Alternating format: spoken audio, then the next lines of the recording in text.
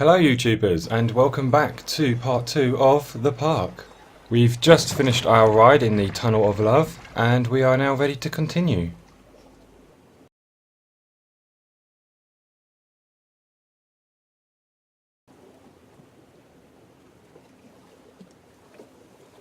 Yeah, so here we are back in the park. And the first achievement for this part of the walkthrough has actually popped. Hansel and Gretel. I used to read it to Callum when the electricity was shut off. Those poor children. The whole world against them. The forest, the birds, the old witch, even their own parents. I used to imagine that Callum and I were the kids in that story. Not mother and son, but brother and sister, hand in hand against the unkind world. We were always hungry, looking for our own house made of candy. Looking for the sweetness that could take the pain away. Hunger leads people to desperate, terrible places where the tree branches reach like claws.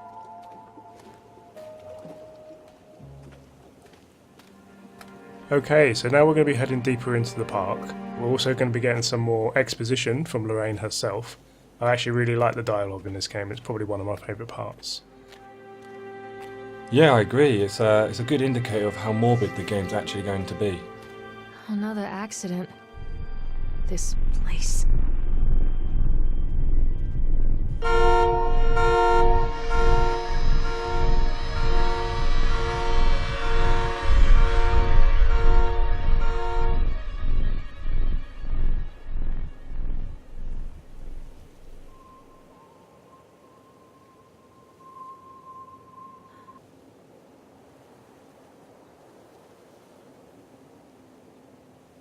Sod that, I want to know why the bear has a knife in his eye. I believe we've just found the body of Mr. Bear, the companion that Callum was looking for at the beginning of the last video.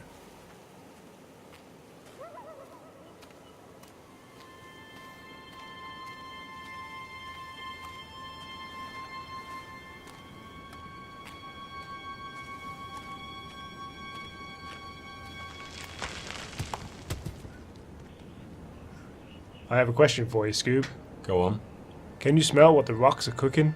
Oh my god. That was fucking terrible.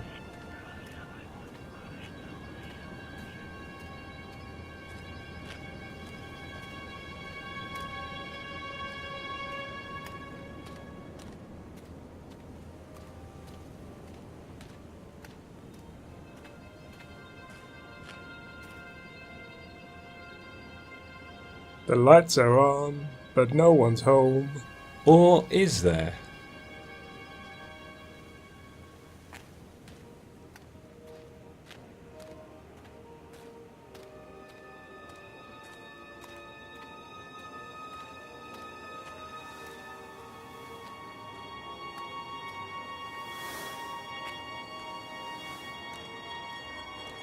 It took me a while to notice this, but there are actually ice blocks appearing in our pathway. I genuinely thought it was rubbish and plastic bags that had just been scattered around. Yes, I actually thought that too when I first played the game. Their appearance is obviously open to interpretation, but much like other horror games, I believe that the appearance of ice actually signifies the deterioration of Lorraine's mental state. This old thing used to make the blood run to my head. Make me dizzy. The guy just snapped. Those poor kids. So you mentioned another horror game. What one are you referring to? Are you talking about the ice? Yeah, like are there other games that use elements as a metaphor? Well, I mentioned the series already, but the Silent Hill franchise, most of their games features fire as a way to signify the end or the demise of a character, and Silent Hill Downpour with its rain. Unlike the Tunnel of Love, we don't actually need to go onto this octopus ride. However, there is an achievement coming up on the bench. You need to pick up the Polaroid and have a look. Oh, I remember this.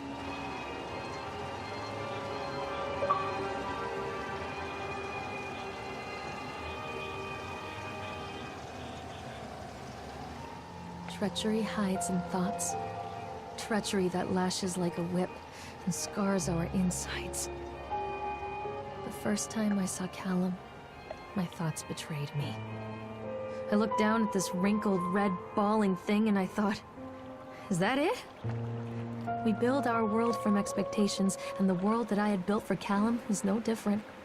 He was so real, so there, and so far from my expectations. And they shattered, and as they fell in pieces, that one treacherous thought became a new foundation. All of the love that we shared, all of the warmth and goodness that followed, built on a single, traitorous thought. You may have noticed I started out this guide by reading the documentation, but as we progress through the game, the volume of documents increases drastically. This document is definitely worth reading, as are all the documents in the game, since they provide a greater backstory to the lives of Lorraine and Callum, not to mention the park itself.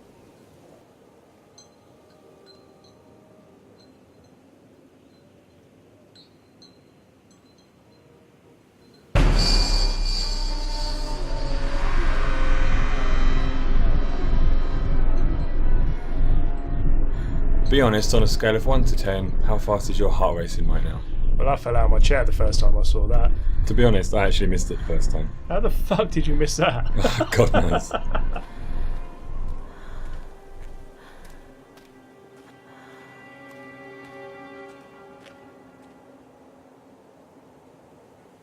Who's that Pokemon?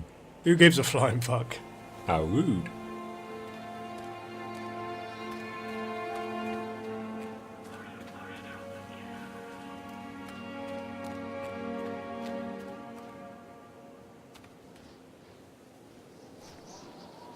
Constant crashes and 80s music. Guess it floats someone's boat. This part coming up is actually my favourite part of the game.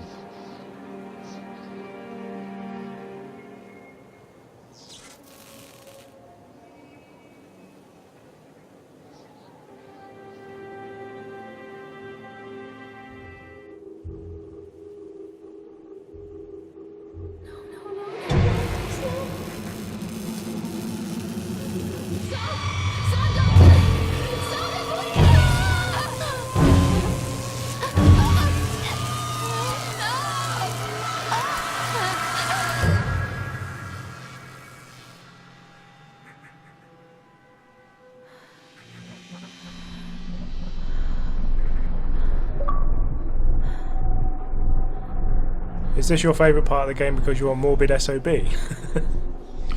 No, that's you. You're the horror guy. That is true.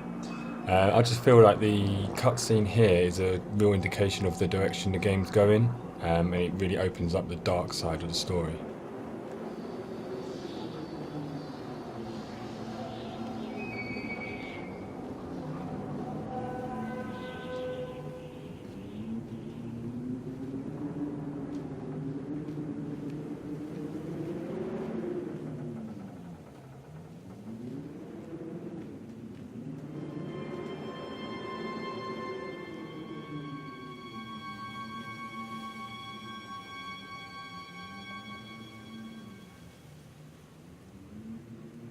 No, Scoob, don't go into the light. I can't help it. It's so beautiful.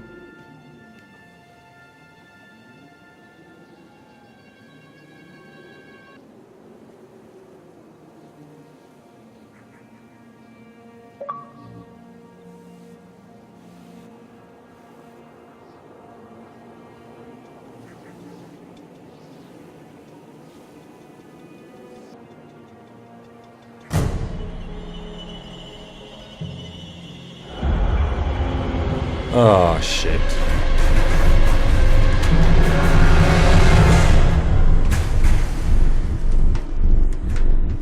You lucky bastard.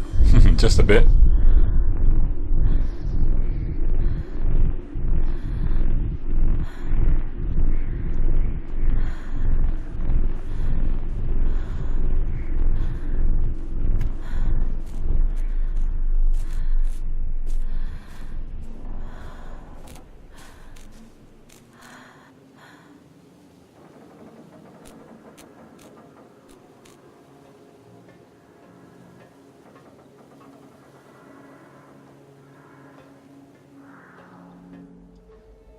It's a matter of public record that I am a failure as a mother. Once, when Callum was very small, I left him asleep in the car while I ran an errand. Don't even remember what it was. When I came back, the sheriff was standing next to the car, watching my boy through the window. I didn't like what I saw in his eyes. Judgment. He wrote me the ticket without saying a word. Just the scratch of his pen on the notepad. When he gave it to me, our eyes met. I know what you're going through. My daughter, Helen, she just gets some help. Help was a bolt of lightning. Help was 1,000 volts surging through my veins. Help is agony. I'd rather die. I wanted to scream.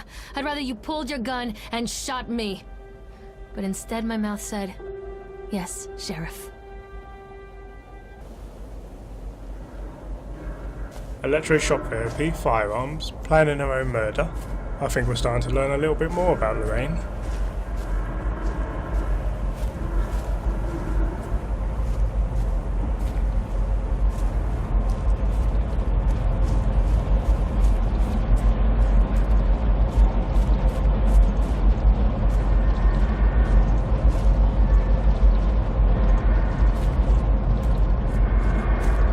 This is a very impressive shot. I mean, you can see the Ferris wheel from the very first part of the game where you're standing in the parking lot. So to actually get to that Ferris wheel and finally ride it, the game builds a sense of anticipation that is heavily rewarded.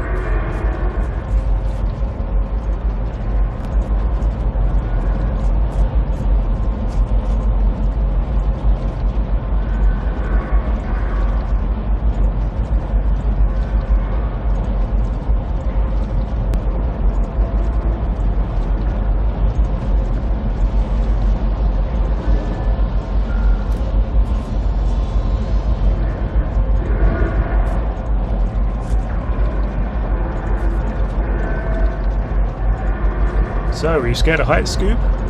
I wasn't until you said that.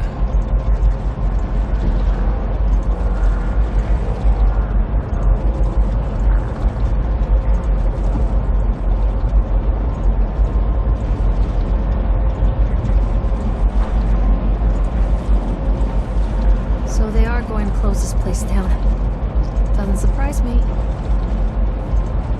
Doesn't surprise me either. How many successful parks do you know only have 5 rides?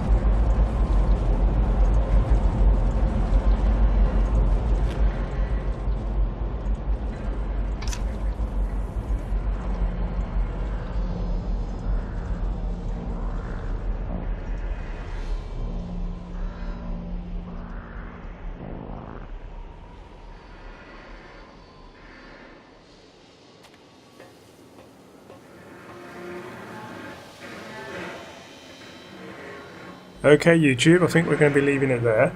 But please join us for part 3 where we will continue with our walkthrough. Ciao for now.